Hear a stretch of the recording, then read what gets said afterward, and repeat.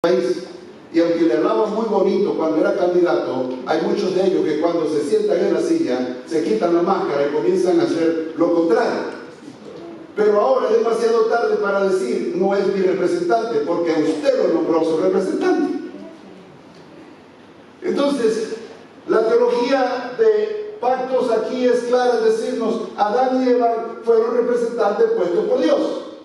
¿Qué quiere decir? Las acciones que ellos determinen en su propia voluntad repercutirán en nuestras vidas y en nuestros hijos y nuestros hijos. Lo cual es fantásticamente bien diseñado. ¿Saben por qué?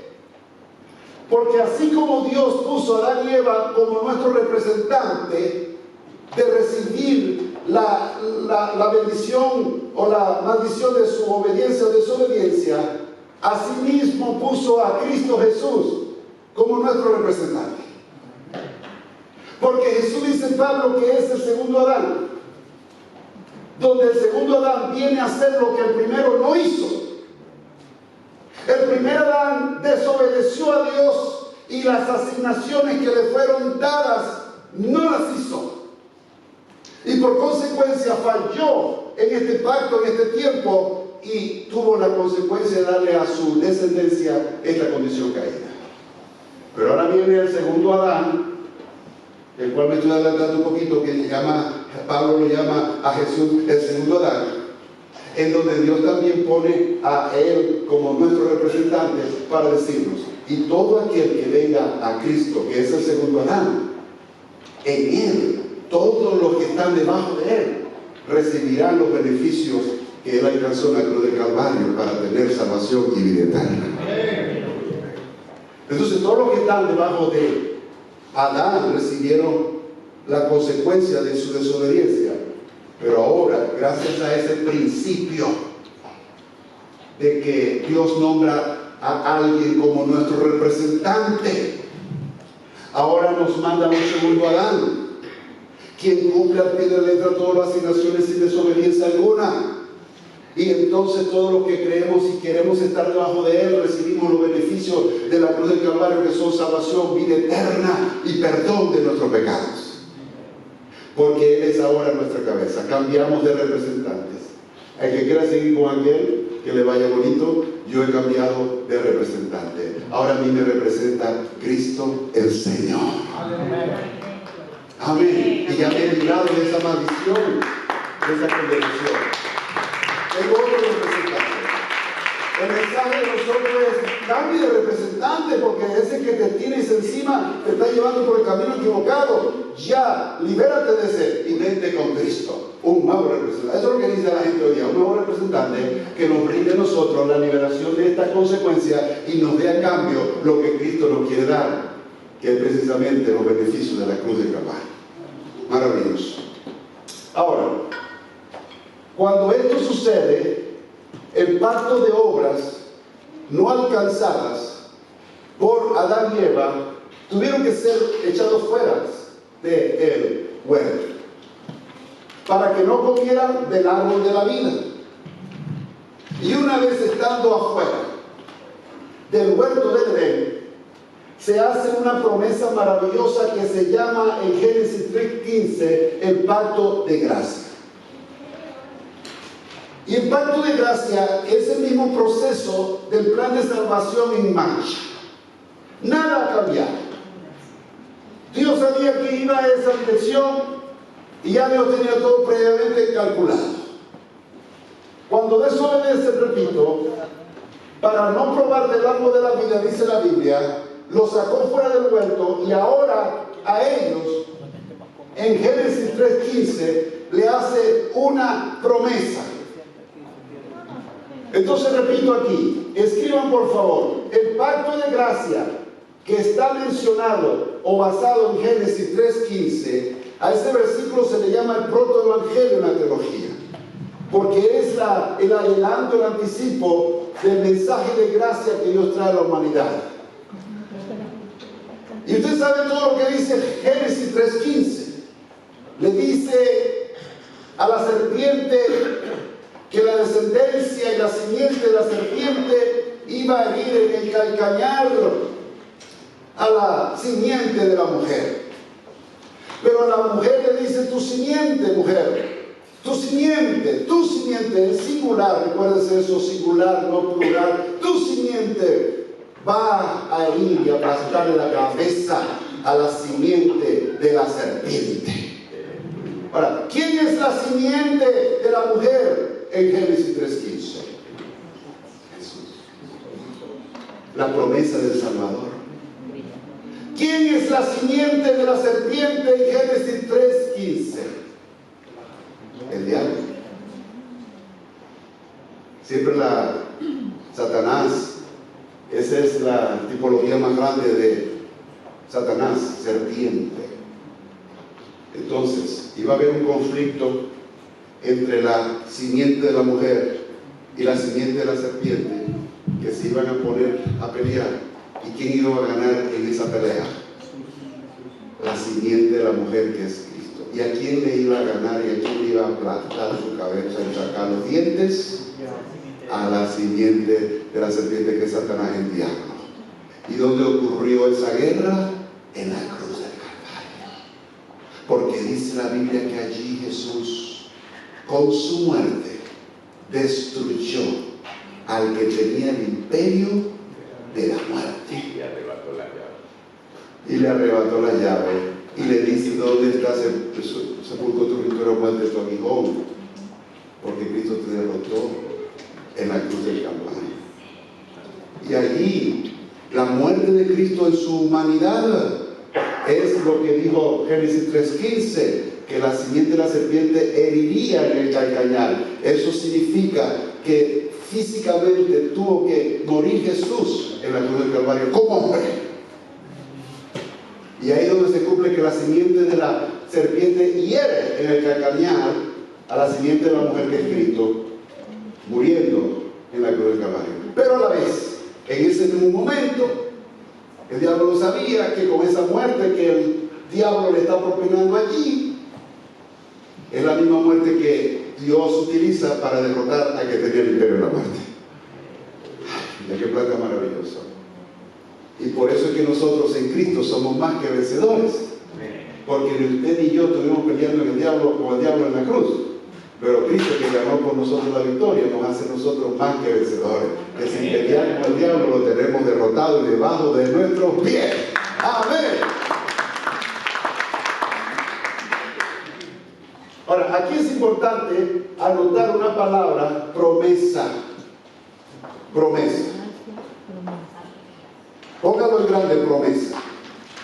Porque de lo que vamos a ver en adelante, el plan de salvación se desarrolla en base a una promesa. ¿Cuál es esa promesa? Que va a venir la simiente de la mujer. Va a venir un personaje poderoso que le va a ofrecer al hombre y a la mujer la salvación y la vida eterna que Dios siempre había diseñado para ellos, que no se pudo alcanzar aquí, pero se va a alcanzar acá con Cristo Jesús en el nuevo pacto. Ya lo vamos a ver. Pero el plan de salvación es el desarrollo de una promesa que Dios ofrece. Por eso el pacto está desarrollado y basado en la promesa, una sola. Y aquí comienza a especificarse qué tipo de promesa es. Una simiente de la mujer, es decir, una persona va a diseñar y seleccionada por Dios a ser el encargado de darle salvación a la humanidad. Esa es la promesa. Entonces, todo aquel que crea la promesa, desde entonces, va a poder ser salvo. El que crea la promesa. ¿Cuál promesa? De un Salvador que viene. Para tenga eso en mente y claro, porque esta promesa de un Salvador que viene a redimir a la humanidad, va a venir en el tiempo de Dios. Va a venir en el tiempo de Dios. Y aquí es donde surge la promesa.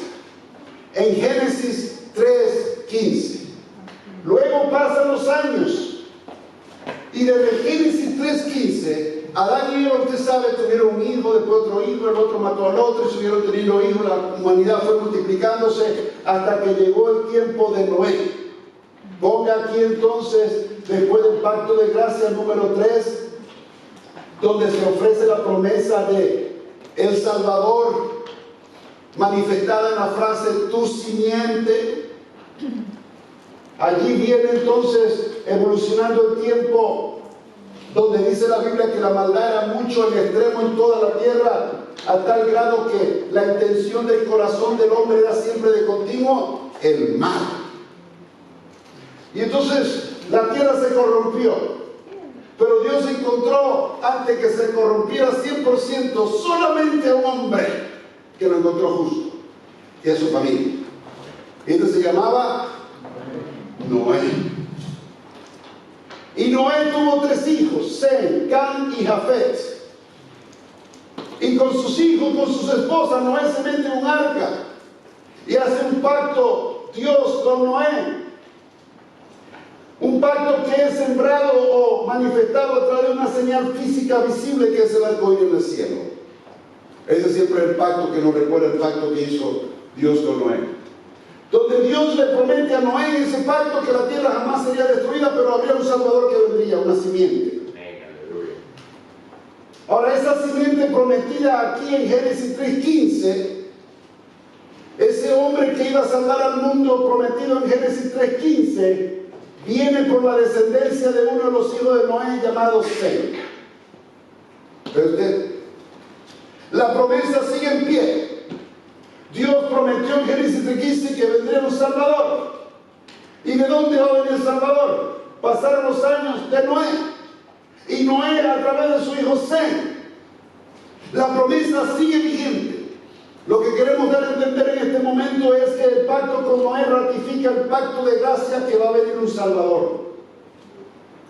Este Salvador, repito, va a venir por Noé y por su hijo Sem. Y ahí sigue evolucionando el tiempo. Vino el diluvio, los 40 días, se inundó la tierra, se murieron, comenzaron a multiplicarse los hombres sobre la tierra, y Dios elige a un hombre llamado Abraham, de uno de los caldeos, un pagano. Y con Abraham Dios quiere ratificar su promesa de Génesis 3:15. Le ofrece a Abraham que de su lomo saldrá una simiente, y Dios le promete a Abraham que en esa simiente, en ese ser, en esa persona, serían benditas todas las familias de la tierra. Pero esa promesa de ser de bendición a todas las naciones comenzó con un hombre pequeño que se llamó Isaac, el hijo de la promesa. Porque si seguimos la genealogía, nuestro Señor Jesucristo, que es la simiente salvadora, el hombre salvador, viene de esta genealogía. Si yo se lo digo de el final hacia adelante, va usted a darse cuenta rápidamente. Porque Jesús, quien sembró el nuevo pacto, viene de la simiente de David, de la simiente de Moisés, de la simiente de Abraham, de la simiente de Sem, de la simiente de Noé, de la simiente de Daniel. Todo viene de la genealogía directa de la familia que se está mencionando aquí, para que se lleve a cabo la promesa. Entonces tenemos aquí el pacto de Abraham. ¿Qué es el pacto de Abraham? En resumida cuenta, el pacto de Abraham no es más que la ratificación que va a venir una simiente, un Salvador para la humanidad. Entonces este pacto lo que hace es ratificar los pactos anteriores, que no se preocupe, que algún día va a venir el Salvador del mundo. Y Abraham, sin saberlo quién es y cómo está y dónde, él le cree a Dios y le crea sus promesas. Así que le vino Isaac tuvo a Jacob, Jacob tuvo las 12 tribus, y de las 12 tribus nació un hombre llamado Moisés. Nació un hombre llamado Moisés, y Dios hace un pacto con Moisés, y en Deuteronomio 18:15 se promete un profeta que va a ser mayor que Moisés, que traerá una palabra de salvación al mundo. ¿Cuál cree usted que es ese profeta que se menciona en Deuteronomio 18:15, que será más grande que Moisés y traerá un mensaje salvífico para todo el mundo? ¿Quién cree usted que sea ese profeta? ¿Ah? Jesús. Jesús. Entonces, como el pacto de Moisés sigue la promesa vigente, recordándole a Dios al hombre que va a venir el Salvador, que siguen esperando la promesa. Porque la promesa dice que va a haber un Salvador que redimirá al mundo de todos sus maldades y de todos sus pecados. Ahora sigue evolucionando el tiempo, se muere Moisés, viene David, se hace rey de Israel, y a David, el rey más grande que ha tenido Israel, se le promete de parte de Dios que de su descendencia saldrá el Mesías, el que va a redimir a su pueblo, el que va a traer el mensaje libertador y salvífico, y se le llamó el Mesías.